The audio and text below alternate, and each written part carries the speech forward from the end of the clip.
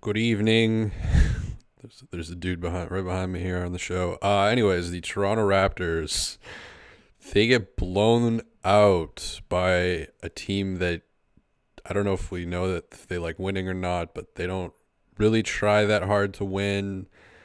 But they sure did tonight with Victor Wembanyama, Devin Vassell. I know someone has called him Vassell once. Was that Alvin maybe? But Devin Vassell, anyways. Um, Jack was on the Wembanyanas tonight, but Wembanyama was on the just yamming everybody. He got Grady back to back. He got Scotty back to back. Got Jakob. Jakob tried to dream shake, which I've never seen Jakob ever do. Um, interesting time to try a dream shake against Wembanyama, but I mean, what are you gonna do? Yeah, this is Raptors are kind of at a weird point within the tank, um, in terms of they're kind of losing a lot of these games, but it's not always done. Like they haven't completely just like San Antonio, for example, just being like we're gonna put Jeremy Sohan at point guard for the first like 34 games, even though it's gonna suck. The Raptors are still, I think, really trying to function as like a team that wants to win and stuff. But I don't know if that makes it more embarrassing or if that's just better like organizational whatever. But the San Antonio team, I think they've won one game in 2024. I could be wrong, but I believe they've won one game in 2024. So yeah, really rough game from almost everybody on the Raptors squad, and I think it's becoming more and more obvious of the Gary Grady, to call it like overlap or like role definition. What's this old guy doing? Someone needs to. I don't know what he's up to. What book's he reading? It looks like trouble. But yeah, I mean, they didn't trade Gary at the deadline. Gary's been like the hardest person to read, in terms of like how the organization sees him, how he sees himself, what his future is. Does the team like him? Does the team not like him? What does the team think of him getting 4 points last game and 4 points, or 6 points last game, 4 points this game? So 10 points combined in your last two games. Yeah,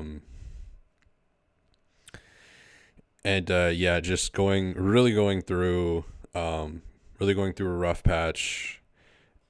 I think, more of like a Doug McDermott type role, not someone who is necessarily like, being the starter, being the closer, all that stuff. But I think it's becoming obvious that Grady just has so much more. There's so much more to his game. There's much more dimensions to his game than Gary. Like, we kind of know what Gary is, and for me, like, he hasn't really fit that well in with the starters. He's had, and one of the reasons is like his quiet games are just like you don't even notice him.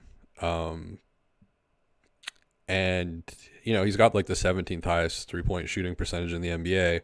So I don't think you just like throw him to the curb, but I think it is getting pretty clear that Grady, obviously, you're a 12 seed, and I think the way I see a 12 seed is maybe a little bit different, but I would be motivated to give Grady those reps with the starters, like get him playing more with Scotty, get him playing more with quickly. I mean, whew, talk about a brutal game from him tonight. And in a series, I would say there's been more than you would probably like of games where it was really rough for him tonight. 2 for 12 from the field, 1 for 9 from the 3-point line. And one thing I've really noticed about quickly, I've talked about it a bunch, but it really hit me today. No, he only had 2 assists last game, 3 assists this game. So these games, like, not withstanding, but it really feels like he either like jacks up the assists.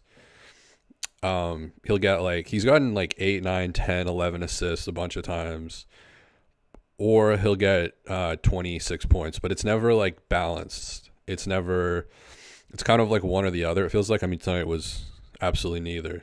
Just really a nothing going for him tonight. But he's a combo guard.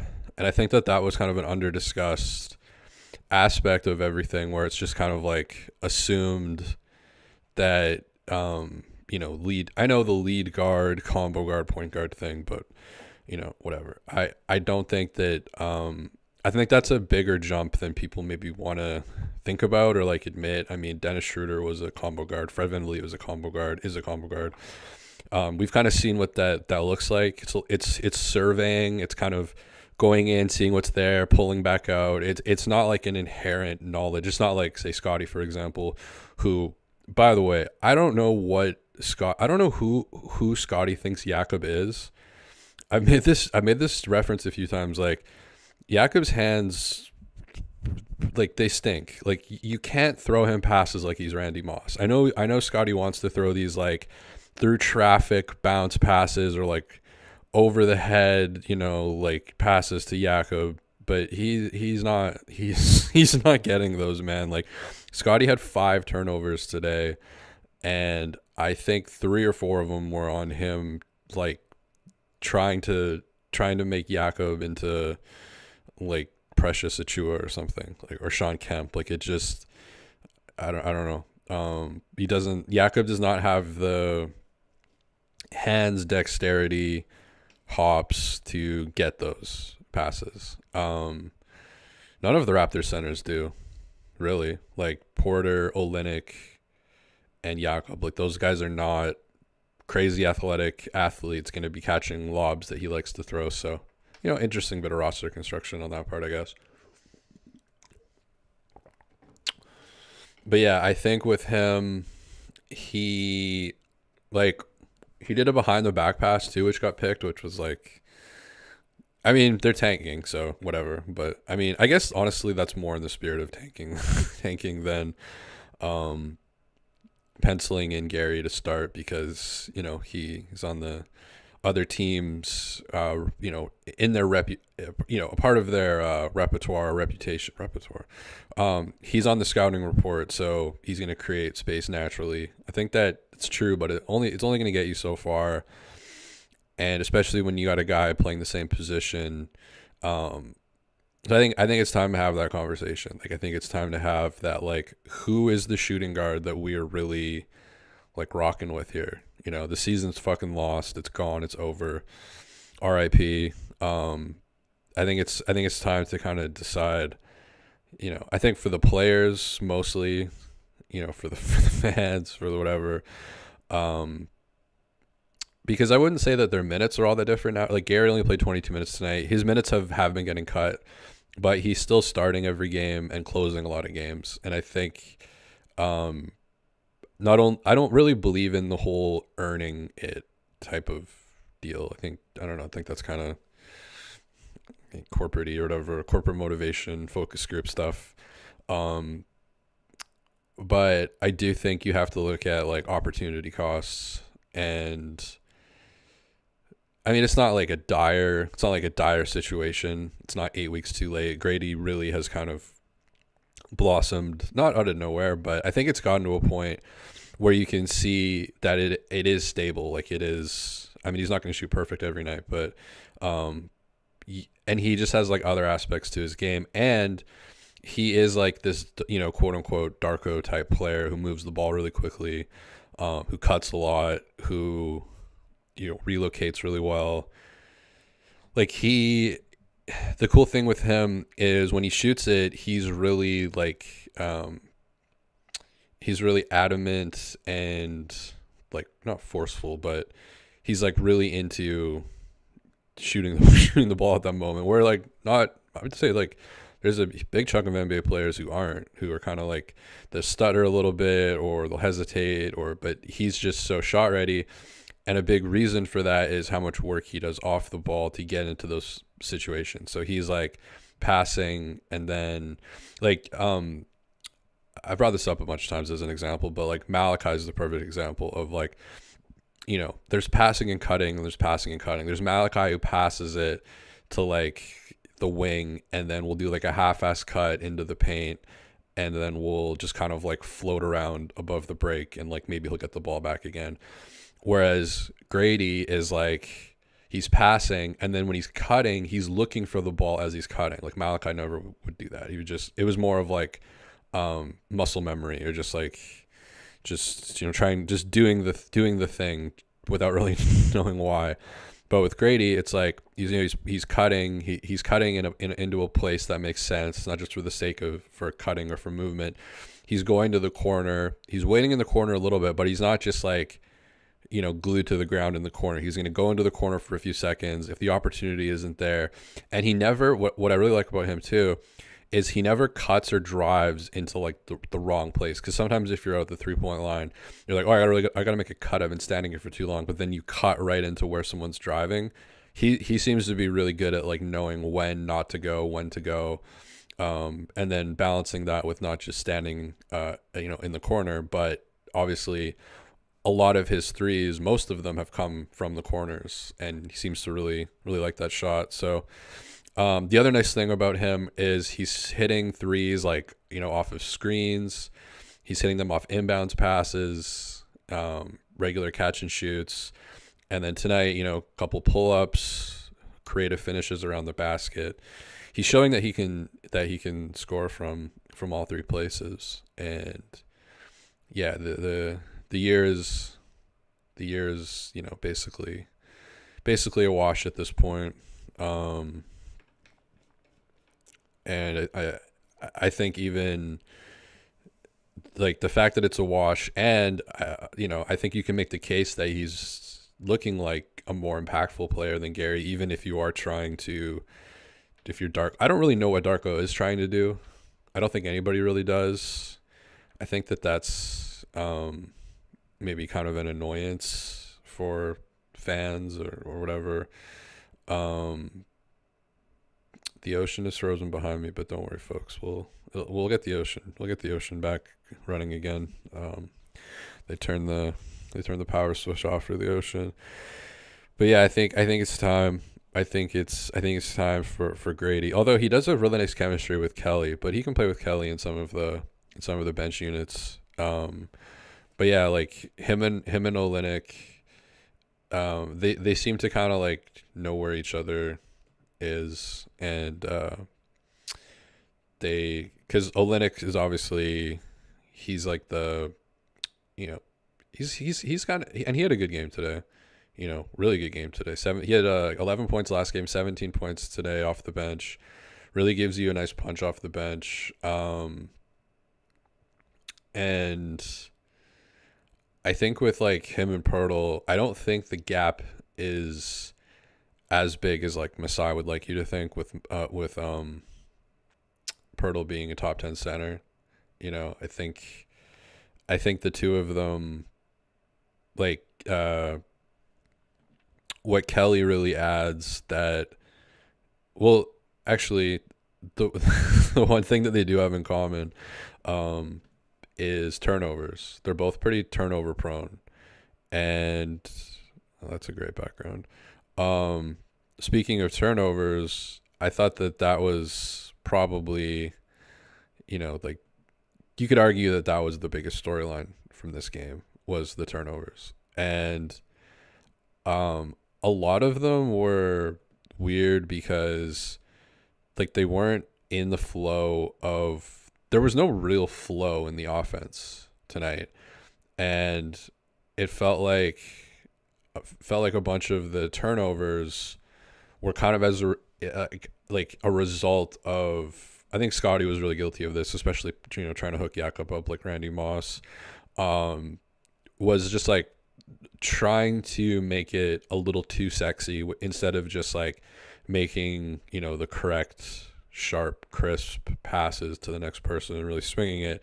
It was more just like this offense is pretty juiceless, so it needs like a behind the back or like a sexy entry pass to Jakob. And some of them were just like trying to make the right basketball play and they didn't go right. But you could tell with Jakob that Scotty was pretty frustrated. And I think the one thing that Olynyk does have quite substantially over Jakob is just better hands. Just more of a skilled player.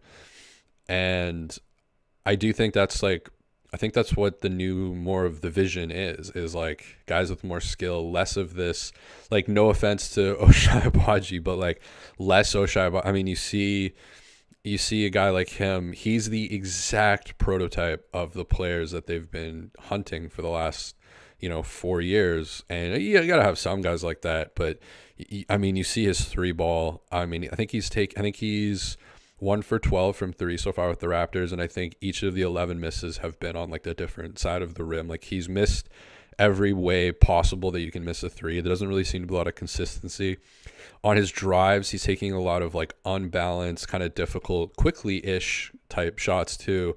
But yeah, the Raptors have, luckily kind of shifted away from that archetype. But the nice thing about Olynyk is he does have that skill factor. Of course, grew up as a point guard. So I think he's like a fun guy to mix into lineups. But I think with the shooting guard situation is pretty interesting because you got two guys.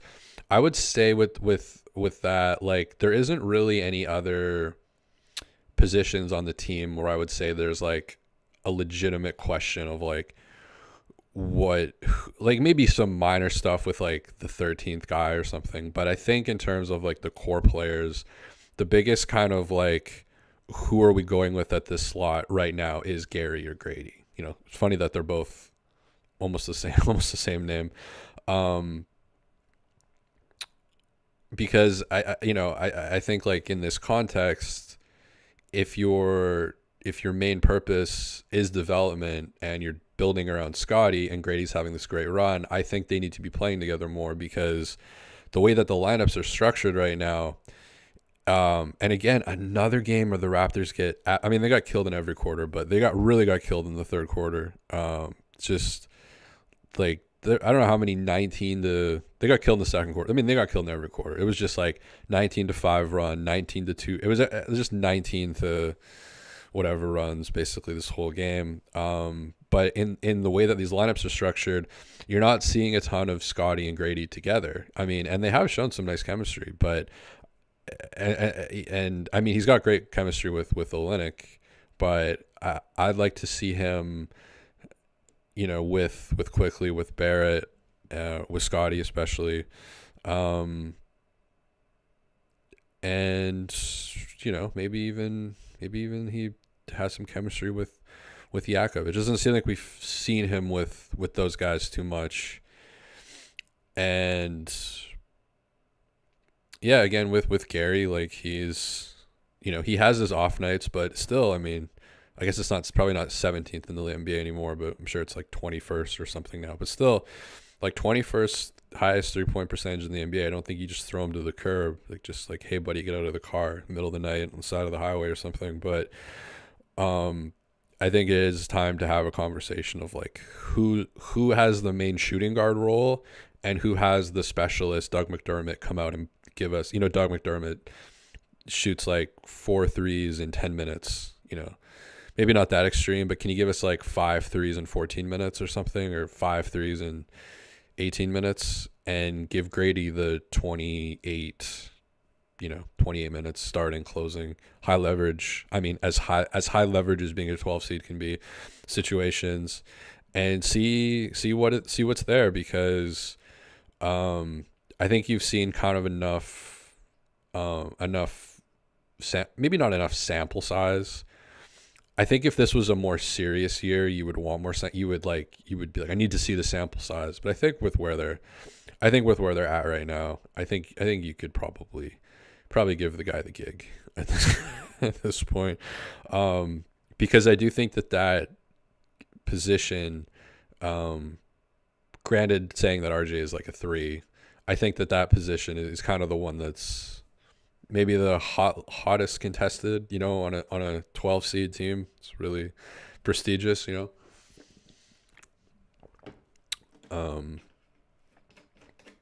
Because who knows what, and the other thing too is like who knows what Grady's gonna add. Whereas Gary's still young, but he's been in the league for five seasons or something. Grady's handle's already better. Grady's playmaking's better. You need more sample size on the 3-point shot, but I think in the new year he's shooting was like 52% in 2024 or something. Defense is probably about the same. Maybe give Gary a little bit. Give him a little bit of love on that. He did lead like the league in steals though 1 year, so like a little. You can make the case that you're getting a little bit more on the defensive end probably. But I think with Grady, it's not a lack of effort. It's more lack of size, getting hunted, mismatches and stuff. But again, this is not like a serious playoff situation where you're in a 7-game series and the other team is like, loading up on one guy and bullying him, whatever. Even if it does happen, you're not going to get bullied worse than the fucking Raptors did tonight. I mean, my God. Victor, 10 for 14. 10 he gets the triple double. Like he's going to have the quadruple double. I mean, 5 more assists, he gets a quadruple double. It's just what's funny is seeing everybody. I think like Scotty really wanted the highlight. Grady really wanted the highlight. Yeah, even Jakob really wanted the highlight. Jakob brought out the dream shake against Victor. And just you knew it was happening too. It's like, Jakob, you are like when Hakeem did the dream shake, it was quick. Like Luka can get away with it because Luka and Shea, those guys can get away with doing it slower because they're just so coordinated. But like, you're not like, I've never seen you dream shake before. I've seen you pivot around a little bit, but like, never seen you full out like shoulder and hip position completely like flipping like that and really trying to cook the guy and just getting absolutely destroyed. And then Grady on back-to-back plays just got wrecked, and then Scotty like on the same play tried to do the hook shot over him. Just like, I don't know how long that's gonna last.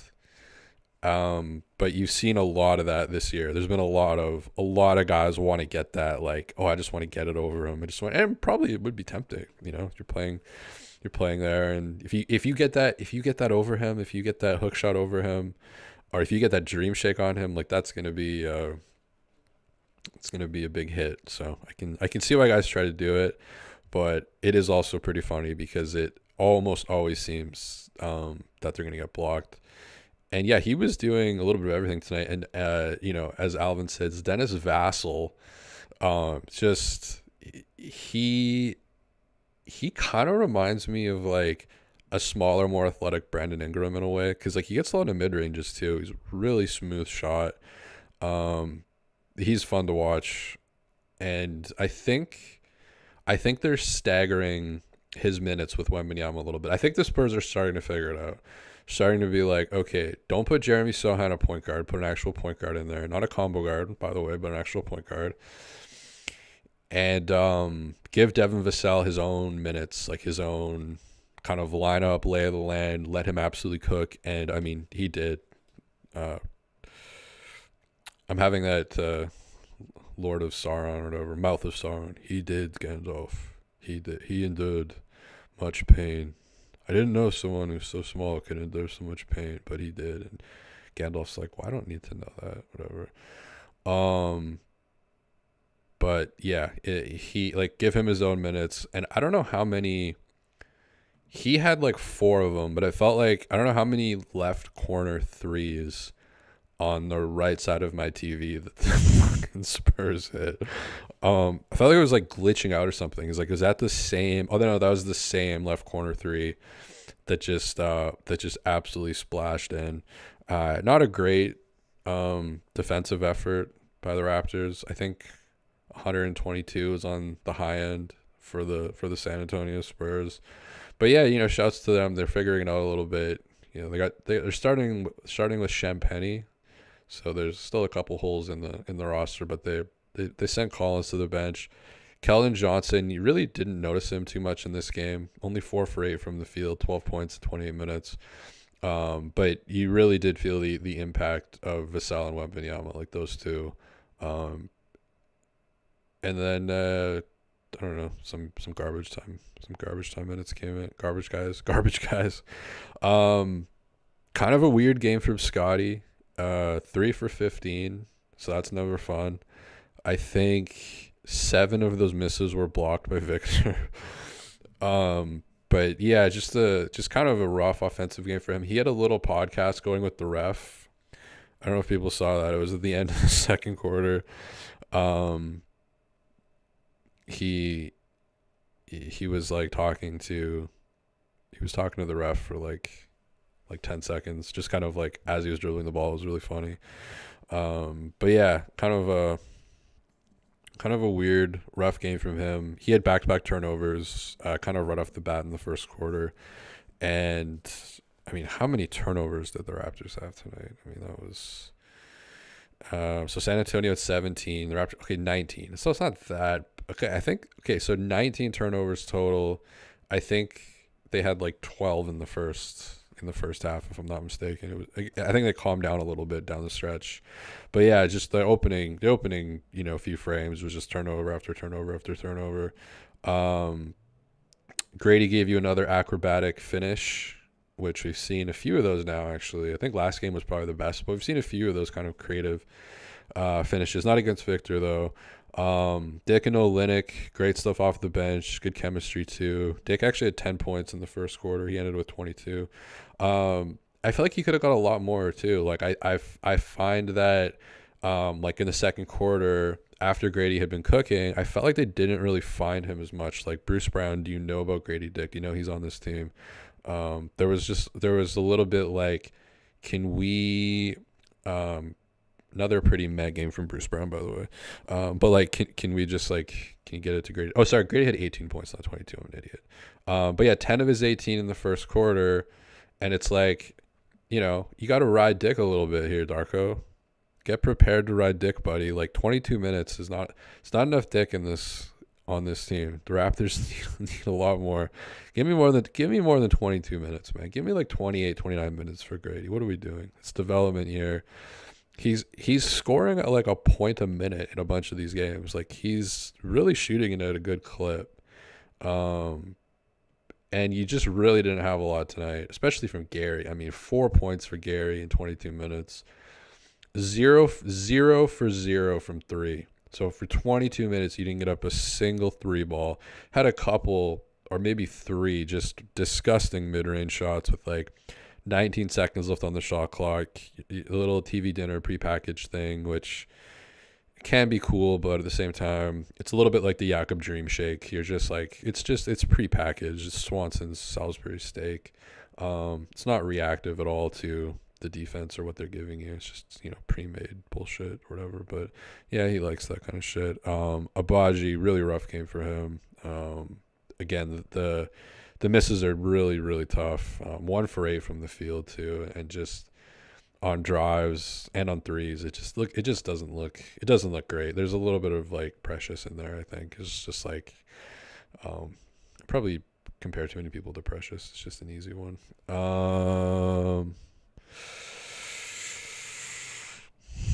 Okay. Draco says Wemby destroyed the Raptors. Wemby is their father. Wemby. Yeah, lots of Wemby stuff, obviously. Vegan Grass, they need a ton more talent. IQ looks like he's going to take a long time to develop if he ever does, and Jakob ain't it. What did Jakob do tonight? 12 points for Jakob, only 6 rebounds, 3 offensive, 1 assist. The one assist in 20 minutes is tough for Jakob. And it's funny because like he has no turnovers and Scotty has 5. I'm gonna sneak into the NBA stats like department or whatever we're building, and like take one and a half of those turnovers away from Scotty and give it to Yak, because there were a few um, passes that like I easily could have caught if I was that height. That just kind of go through Jakob's hands and he kind of fumbles and bumbles it. And I think him and Quickly have decent chemistry. Didn't really see that tonight. I just didn't really see much from Quickly, like in general. I thought not only like did his shots not go in, like 1 for 9 from three is tough, but so many of them were just like him just like showing up and being like, I'm gonna take this shot. Not even like kind of open in transition, just like there wasn't a ton of. I feel like these last few games, there's been a little bit less ball movement. They did hit their 25 assists tonight, but I feel like the ball movement has fallen off a little bit. But yeah, it's time to. I think it's time to see what Grady does with the starters. I think it just kind of makes sense at this point.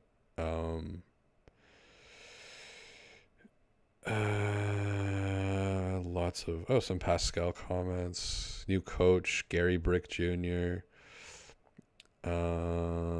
Igor, the Russian guy, complaining about the Raptors cheerleaders as usual. Yeah, it's rough, but at least Grady is your bright spot. I mean, again, I've talked about this before, but like this man had and I know small sample size, he had the 17th highest true shooting percentage on the 905. Like they have like 20 guys on the team. And now he's looking like Klay Thompson. Looks like 6'8" athletic Klay Thompson. And I think in a game like tonight, again, only 22 minutes, he goes 4 for 5 from three, 7 for 10 from the field. I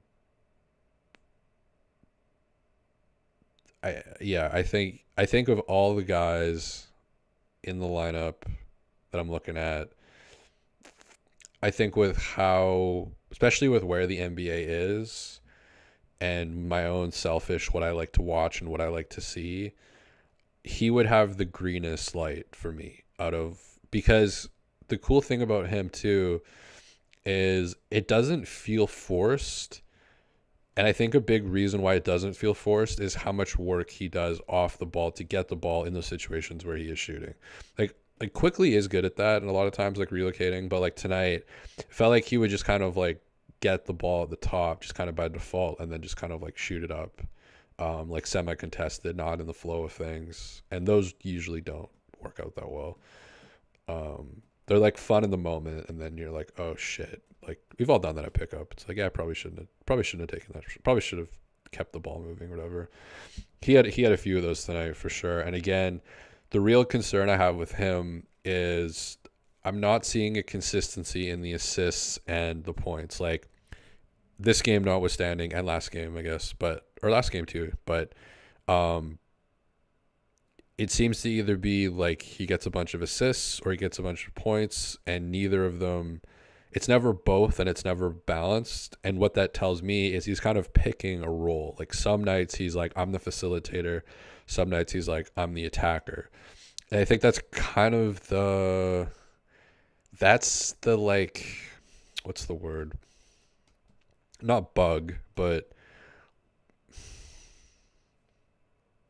so when you buy something and the con, I guess, of combo guards in general. Like the cool thing about a combo guard is it's like a fusion restaurant. It's like, oh, it's like Vietnamese and Cajun or something. It's in Houston. So, it's great. It's versatile or whatever.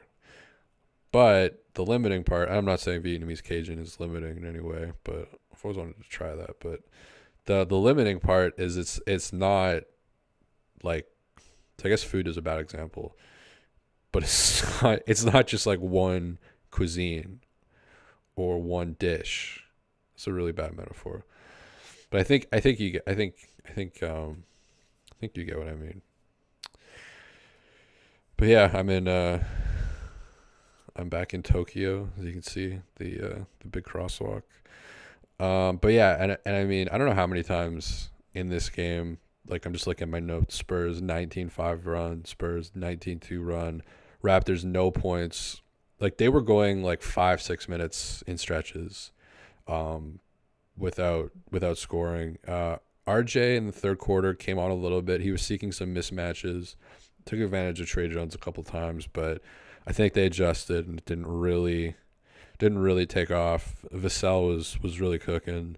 And then yeah, halfway through the third quarter, the Raptors go 5 minutes without a bucket.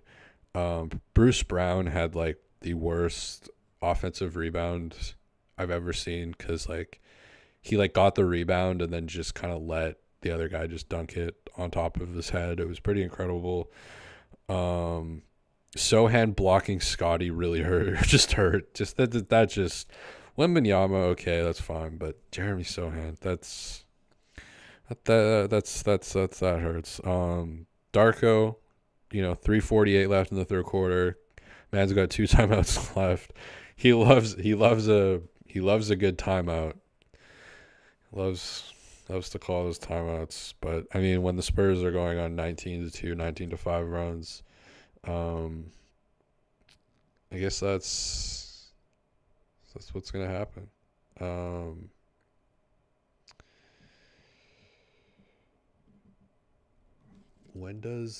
can't even read my notes. When does the something start?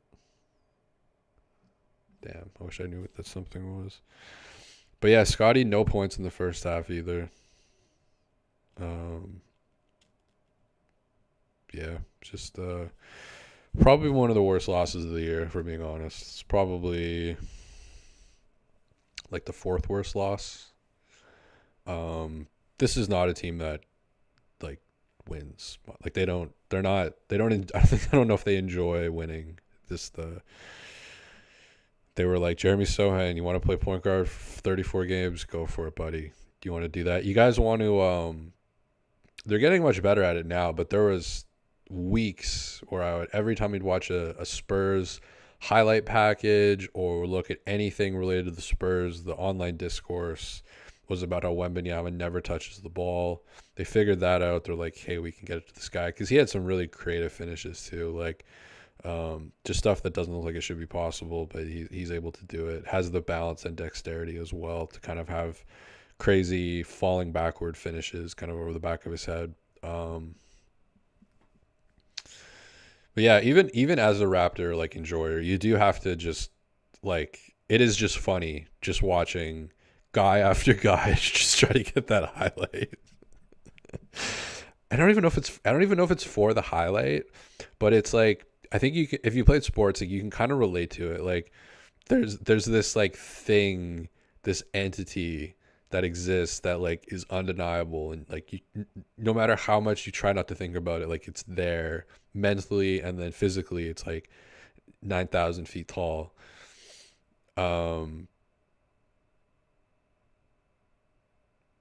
THC will hitting, and I lost where I was going with that. I don't think it was going to be that good though. Something about what was I talking about? Victor.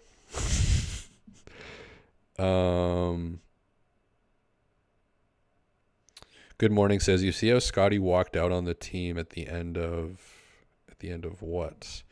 Alana B. Good question here from Alana B. Does anyone know what's going on with Boucher? I felt like I don't that is such a weird situation. They don't trade him at the deadline. He obviously is a guy that has value. I mean, yeah, I think that was like kind of made public and makes sense that like a team would want him for I don't know. It's like, hey Boucher, I don't know, the Celtics or whatever. The Celtics really wanted Xavier Tillman. They wanted size. Who's to say it's like, hey, Boucher, come in here. You're the 12th guy on the team. The 12th guy on the team. So the Raptors keep him, but now he's racking up DNP after DNP after DNP. And what's really sad is even in like a 30-point blowout, they don't even, like, when you're in solitary confinement, I mean, I don't know if anybody's ever been in solitary confinement. Um, but apparently in solitary confinement, you get that 1 hour out in the yard or whatever. Like, they're not even giving that to him. So it's a weird situation. Even even garbage time minutes, which it's not valuable, but it's a message, I guess, a little bit. But like the guy who is like they're so done with Chris Boucher that the guy who is like 2 years away from being 2 years away from being Chris Boucher, who is Mo Gay, he's getting in there garbage time. Like your replacement, your like replacement son is already playing basically. So I don't know, man.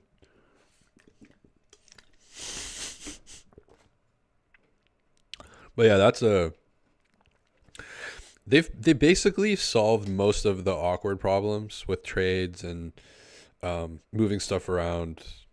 But that is like definitely that's definitely up there for sure in terms of awkward, uncomfortable situations. I mean, I get that Boucher is not like your cup of tea, probably if you're Darko and you kind of love these. Look at all the bigs that they've brought in. It's like Jonte Porter, Kelly Olynyk, like kind of more high IQ skill guys. And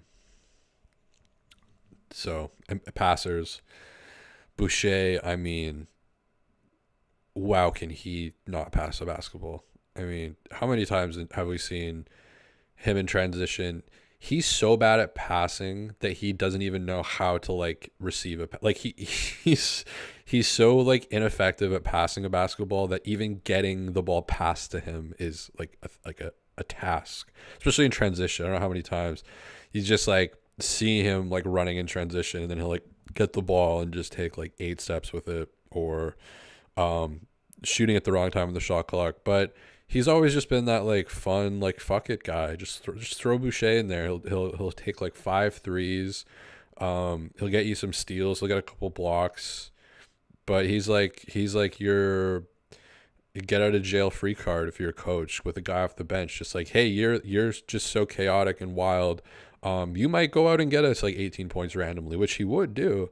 And in a game where you're just getting like blown the hell out like they are tonight, it is just kind of, if there's ever a Boucher game, it would have been tonight, I guess. So, and to not even, I mean, you got McDaniels, you got Mo Gay coming out there, who's like the story for him was like the future Chris Boucher. So they've already brought in someone who it's like a replacement. It's like when a dog dies and they bring in, you get like the same breed and give it the same name. It's like, it's kind of wild.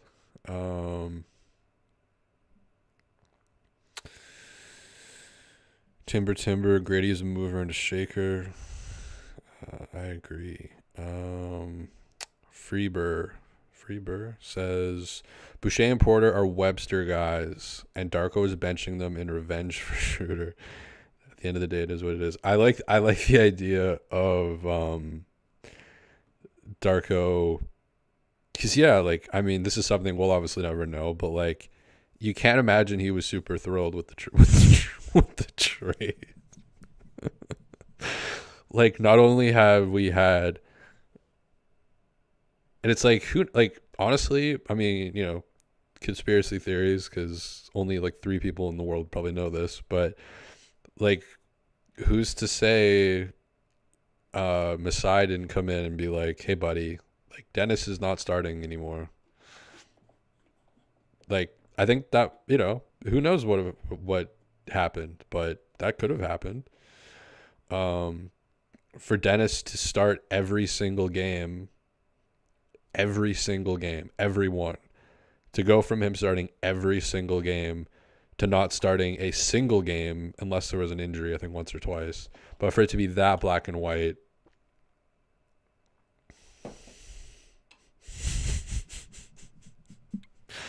I don't know. There's something in my gut. There's like, honestly, the thing, I think I mentioned it on here a few times, like the Terry Stotts leaving the Milwaukee Bucks. that like wasn't that big. It was kind of a big story, but like him walking out on like the first day, and I was like, no, that like I don't know. I get a feeling about things. I had a feeling about that. I had a feeling about the Terry Rozier Kemba Walker trade that it would be good for Rozier's side. Anyways, but yeah, back to the chat. Explore car. Is Scotty upset about Boucher not being played? I don't know. I will ask the guy who does his Twitch stream or something.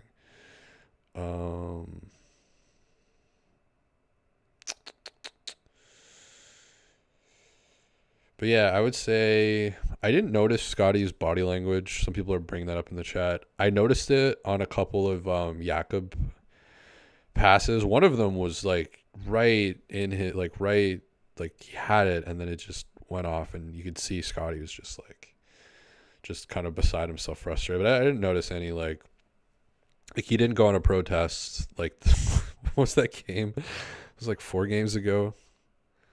I'm losing track of time, but he didn't know. I didn't think he had any like he didn't have any like mini January 6 type episodes in this one. But you can tell he's, probably kind of frustrated. It's kind of, I'm not a big all-star guy, but I'll watch it, if he's playing, obviously. That is kind of a nice, like, kind of have that in your back pocket. Like, everything around you is, completely going to shit. But, hey, you're, going to the all-star game. Get to play with, I don't know, whoever the fuck's on the all-star team. Whoever you fucking people voted for, I don't know. Wasn't Andrew Wiggins starting last year? What's going on with the All-Star game?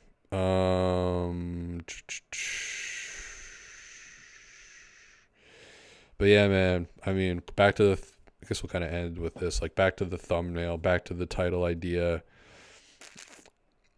We haven't seen too many shifts from Darko. We've seen more shifts from front office. There's been more trades and like front office moves than like serious coaching moves, like outside of the day-to-day stuff. But like, we're focusing on this guy now, or like, no, we're focusing on this guy. Like, there hasn't been too much of that. But I am kind of curious to see if there starts to become a switch into prioritizing Grady over Gary. I think they're kind of at this. They're kind of at this point where, and this is not new. They've been here for a while, but I think it kind of coincides with how Grady has played, and not that he's like quote unquote earned it, but if you're evaluating your team and you're kind of looking for the future, and him being a great shooter, a good movement guy. Guy who can catch passes, like he profiles with a guy who plays well with Scotty, but when Grady's playing only 22 minutes and probably only a few of those minutes are with Scotty because of how the lineups are structured to have those two guys just like not together that much. I like to see a Scotty, Olynyk, Grady lineup. I was thinking about that today. I was like, I'd like to see those 3 guys out there together at the same time. I think that could be fun. But yeah, brutal effort from the Raptors. Brutal game from Quickly. Rough. Minus 24, 2 for 12 from the field, 7 points. RJ Barrett only took 10 shots tonight. Not super aggressive. In terms of like him, I'd say overall still aggressive, but not as aggressive as he has been. Only 2 assists as well tonight.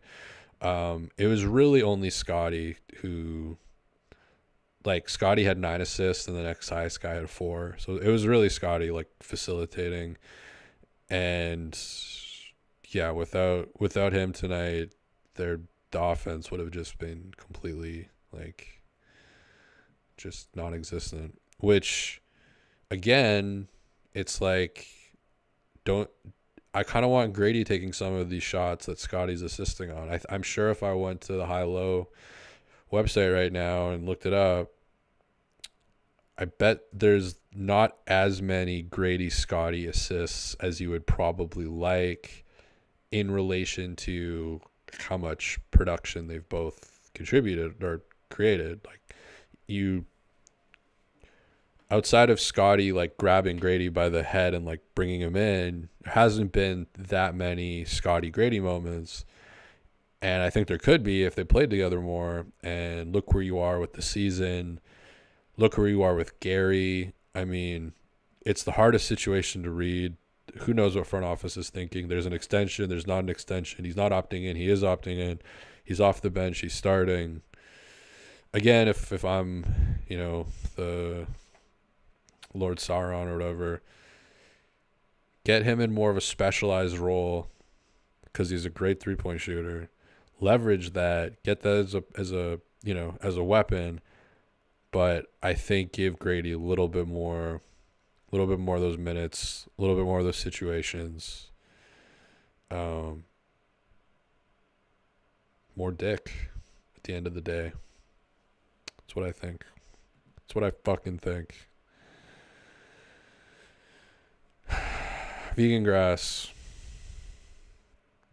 Remember when Grady was drafted? Scotty was on FaceTime with him, but they hardly play together. Let them build some chemistry. Exactly. Because not only do the timelines fit, but like situationally, positionally, it fits as well. Like, we've seen Scotty, throwing these passes to Jakob, and it's just like, doesn't really work that well. Grady's a guy that can catch Scotty's passes. Grady's a guy that has the IQ. Not saying he has the floor IQ of Scotty, but he sees the floor really well. That's why I think defensively he could profile as like, he could be a late bloomer defensively, because I think offensively he sees the floor really well. And like, sure, most of his shots are catch and shoot threes, but he's also got the pull-ups. He's also got the creative finishes around the rim. But the thing that shows me that he's got really high intelligence is how he cuts, when he cuts, and where he cuts. Like, he's got that really down, which might seem like a minor thing, but that is like super important. Like, that's, I mean, with Steph Curry, everybody talks about like, the shot and the deep threes and all that. But one of the sure, some of them are pull-ups, but one of the main ways he gets those looks, because teams, if you're playing Steph Curry, remember there was that clip, I forget who it was, but they said like, if they're guarding Steph Curry, they go to bed at like 8 p.m. Maybe Pat Beverly or something. I don't know. It's one of the fucking player podcasts.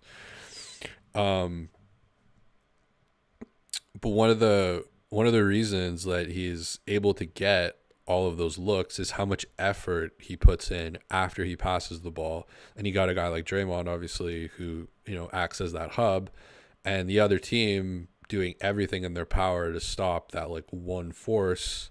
And Grady does a lot of that stuff that like a Steph Curry does, in terms of purposely cutting and then relocating to get to a place where they can get a shot.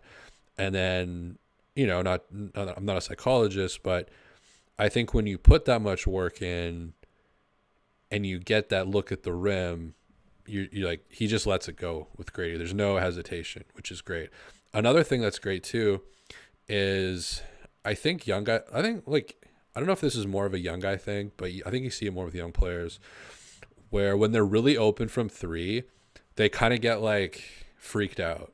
You see that before, and then they like take an extra second because they're so open, and those always seem to miss. I think with him, he takes the same shot pretty much regardless of like if he's open or contested. Sometimes he takes shots that are contested. He makes them because he has a high release point and he gets lift. So like, I'm not saying he has crazy hops, but like, jumping is a huge part of his shot. So he gets up pretty high and then has a high release point. So like, that is a hard thing to guard. That's really annoying if you have to guard him. And that also is going to be space. Like, if he continues to shoot like this, he's gonna be the Gary Trent is gonna kind of lose a little bit of that allure that makes him sexy, is that other teams are so afraid of him, so they scout heavily for him. If Grady keeps hitting threes at a 52% clip over a little bit here, that the Gary advantage of that is going to get washed away a little bit. And as I was just saying, I think as teams adjust to him more, the thing that you really like is the high release point, how quickly he gets it off, and how he doesn't hesitate. Like, he doesn't, like, if he's open, if he's contested, it's the same shot, it's the same mechanics. He will change certain things. Like, I actually did make a video about this where he skied a three over Embiid, and because Embiid's standing reach is like 87 feet tall, he had a different release point and kind of trajectory on the shot, which is like great. That's great shot making. But I mean, in general, it's the same outside of kind of emergency situations like that. And there was like 2 seconds left on the shot clock. You're getting that same and repetition and building good habits and patterns. Like, that's what kind of freaks you out about Obagi. It's not necessarily that he's missing, it's that he's missing like left short and then right long and then center long and then center short and then right short. Like, it's a bit all over the place. And yeah, so I mean, that's great. And Grady is kind of like, sure, the organization has trusted him to put him in these situations, but like he hasn't been like given anything really, I don't think. Like, maybe a little bit, because he did have the 17th highest true shooting percentage of the 905. Maybe got a little bit of preference because he's a recent lottery pick. But like, they haven't really put him, because now he's playing in a second unit without a point guard. Like, it's not like the ideal like developed Grady situation. I think him with the starters kind of is, but with him coming off the bench, no point guard, I think for him to kind of take this opportunity as he has, it's like is not only, it's not only a really good sign, but I think it kind of shows you like a bit of his personality too. I mean, like, he's like, young players like this, you're trying to get hints and clues of like, how they're kind of motivated, what motivates them, how they're gonna act, and yeah, you got to be really impressed. It's kind of a nice it's a nice side story, nice development story, although I think it could be a little bit nicer and a little bit more development-y if you give him that. I think that's the next stage now, is like, he's in the 905, gets kind of worked up into kind of spot minutes and garbage minutes, then kind of gets into the bench rotation. Now he's pretty regularly the first guy. Like, I think today he was the first sub in, I think like 6 minutes into the first, he was the first guy into the game. So he's really kind of knocking on the doorstep. And the cool thing about him too is he doesn't look like a rookie a lot of times. Like, when you're watching him, he has a really natural game. Like, when your jump shot is like that clean and that mechanically sound, you just like, he has a way of like locking his hip into the rim. He's got the perfect like Klay Thompson triangle that not everybody has the dexterity or athleticism or flexibility to do, but he's really got that like perfect like pyramid, thing that you would kind of design in a lab. Yeah, he looks good, and I think as he gets onto the scouting report, that's going to be that's like the next level. Like, he's kind of like going on all these levels. Like, 905 is like the one setback, And pretty much from there, he's, really impressed. He just looks really natural. Like he looks really comfortable out there too. Like he looks like he knows what's going on. And for me, that probably means he's watched a ton of film. He's probably nerded out to stuff because it looks like someone who always knows what's going on. And I didn't think in the beginning of the season it was the case all the time. Like he'd have games here and there where he got like good rebounds and hustle plays and stuff, but he kind of felt like lost a lot of the time, and that's why he wasn't getting a lot of shots.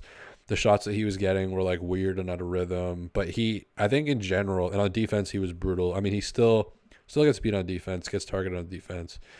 But I thought in the beginning of the year, it's like he didn't know kind of what was going on, and to his credit, there wasn't a lot going on. But now he just seems more purposeful, like more like he belongs, like he feels like he belongs, and hopefully that's kind of the default state and like the future, And I think you're at a point now in the season where do you just go full out development mode, start Grady, get him closing, jack up the 3-pointers. If you're hitting him at this clip, I mean, just go for it. And with Gary, you still want him taking threes, but maybe he hasn't shown. But I'm also I'm not in the camp of like trade him for 2 seconds. Like I don't agree with that at all. It's difficult to find a top 20 3-point percentage shooting. It's sure, it's not a lot of self creation. It's not a lot of pull up shots, but still just that alone gives him value, but not enough value if you've got a guy kind of coming up the way Grady is coming up and profiling the way he's profiling, and with where the team is at, you're definitely in that range of like it's time to have a conversation. I think that's kind of safe to say, which is it's a great problem to have. Gary kind of had that role by default, and now it's like there's a guy, man, like there's a fucking dick, and he looks pretty hard. It's pretty flaccid early on, but he's hardening up. William Chen, nice hat, thank you. I've had this hat forever. Got it at F as in Frank, Vancouver, like a million years ago. I like it because the lane likes the Orioles in Seinfeld. That's basically it. And their jerseys are cool. I like their jerseys.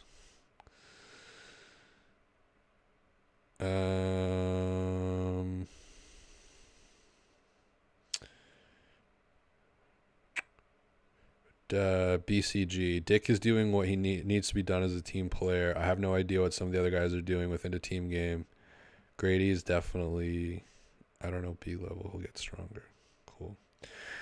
Yeah, I'm kind of fading out here. Raptors lose by 23 points to a team that doesn't really try to win. So tough. Probably top 4 worst losses. Scotty really loved the 9 assists, 9 rebounds. Really trying to be a facilitator tonight, but really inefficient shooting night. Really wanted the Wembanyama highlight, I think, to his detriment. Pirtle, pretty good game, but not like super impactful. He was pretty good, but Gary gets you 4 points. I mean, I don't even know if he played tonight. RJ didn't. Only 6 made baskets. 6 made baskets. Quickly and Barry give you 8 buckets. That's just not going to do it for you. But Kelly Olynyk, good game. 6 for 10, 17 points. Really like what he's brought. 3 steals as well.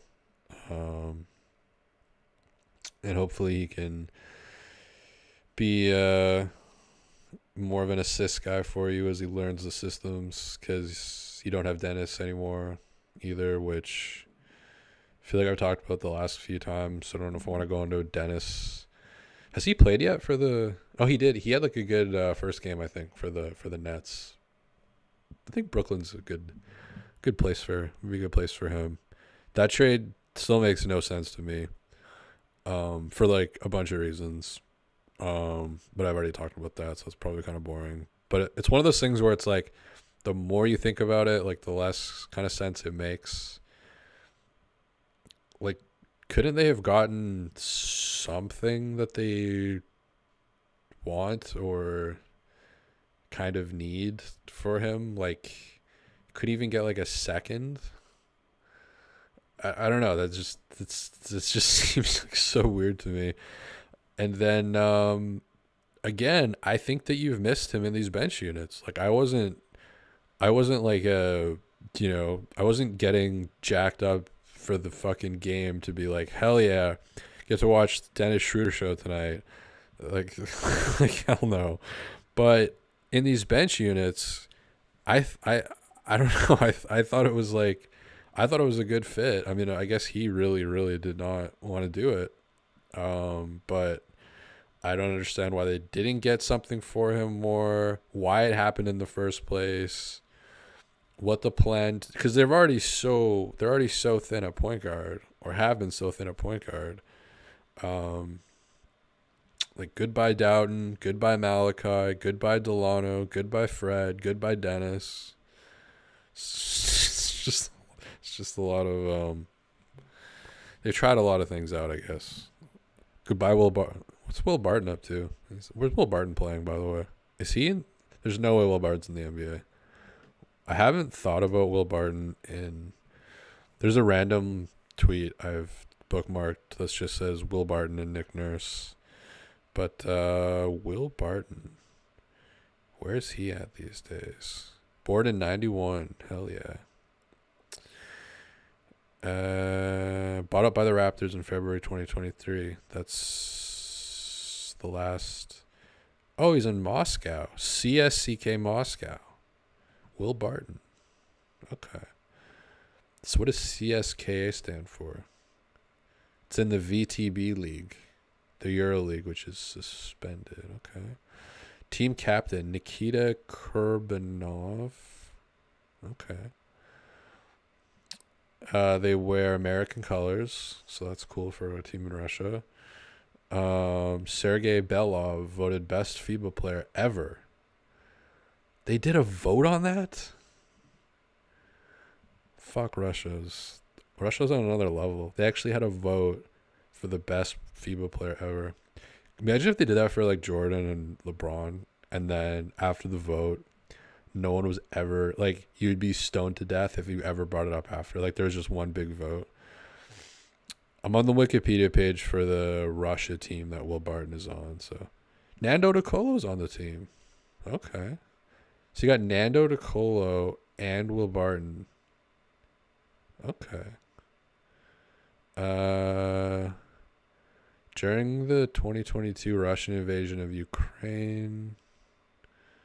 Yeah, I wonder if that slowed the league down a little bit.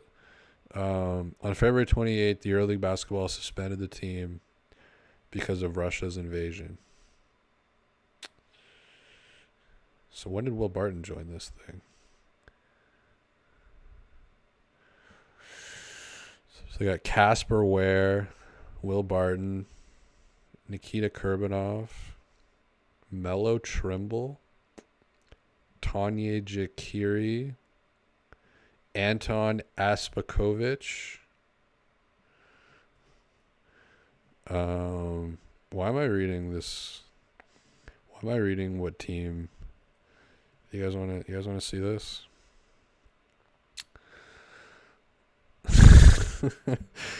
Yeah, so this is what Will Barton's up to lately. I don't know what the logo is. Or Why are they red, blue, red, white, and blue? Like that seems counterproductive. Nando De Colo. So they're gonna build. I guess they're building around Will Barton. Will Barton in Moscow. Is he making any more music over there? Is he collabing with anything?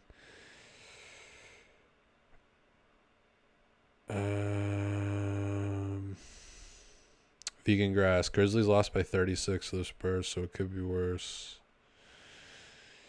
With Russia, says Deltron. Yes. Nolan Jacobson. The Dennis thing feels more like a favor to him than a trade. He came here to win, and we won't be doing much of that these next 2 years. Did he come here to win? Did he think this team was going to win? Dennis. I haven't learned how to say his name properly. It's Dennis. I swear that's what Herbie Kuhn is doing. Like, no, that's honestly, from my television set, that is what I hear. Dennis. This is the language that they were going to, like, take over the world to make us learn. Dennis. Whenever I hear German speaking, it always sounds like they're like gonna take over the world, or they're talking about like pastries or something, or like a delicate bread. Dennis. It reminds me of the Simpsons Quimby episode. Chowder.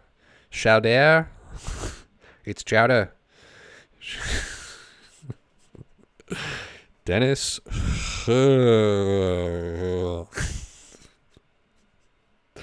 Checking in. What number was he again?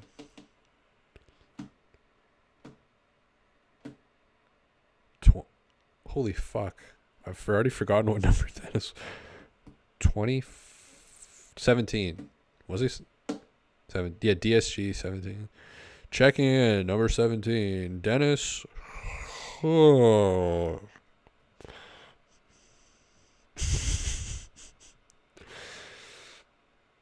Dennis. Oh. I was always like that. Even like watching like World War II documentaries when I was like 10. Be like, why do they fucking talk like that? It's like it's got to be the craziest language. If you brought in an alien to the world, like and you brought all the languages before them, German would be the one where they're like, that's like, come on, like, just like, go stop fucking with us. I actually took German for a year in grade 10. Mr. Raschlin was our German. Hitler German. And he, like, for a field trip in grade 10, we went into the big city to a German restaurant. And so this is a trek. So we're from the like suburbs. So I'm from like a Whitby or like a Milton, I think is like one of them, into like the city, like the main city, grade 10. So our whole class went. I think there was 2 German classes. So like 60 kids went, and it was like find your own way there basically. So a bunch of us took the bus, and then we went into a back alley, and like this guy, probably too cool for me to be friends with, but like we kind of knew each other. He rolled, I'll never forget this, like the biggest, I think it must have been part blunt or part whatever, but like the biggest joint you've ever seen, like in a residential back alley with like 16 kids around the corner from the schnitzel spot. And like he had joked that he was gonna buy us beers at the German restaurant, and like half of us kind of thought that he might because he seemed like a cool guy. But like he knew we were like really stoned and was just like laughing at us as we were like eating schnitzel. It was pretty cool. Probably one of the better field trips I went on. German class. Ich bin, whatever, you know. Dennis, checking in, number 17. Did they say where he's from? Where's he from? I like some of the town names. I think like Dusseldorf, like Hamburg. I think Dusseldorf's probably. I mean, Canada's got some pretty wild names like Medicine Hat, Regina. He's from Braunschweig, Braunschweig,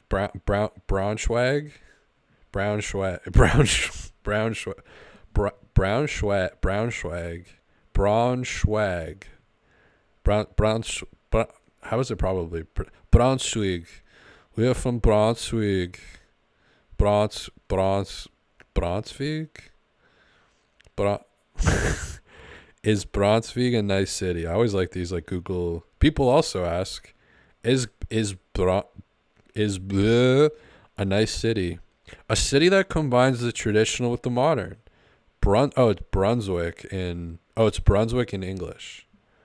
So okay, interesting. Brunswick is blessed with a wealth of monuments from its rich history as well as modern architecture, a vibrant art and culture scene, and sprawling parks. It actually does look quite nice. Braunschweig,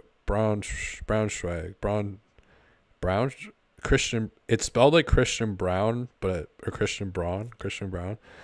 I like the architecture. I definitely like the architecture. The Europeans, they have a little bit nicer architecture than the North American people do. Is that okay to say that?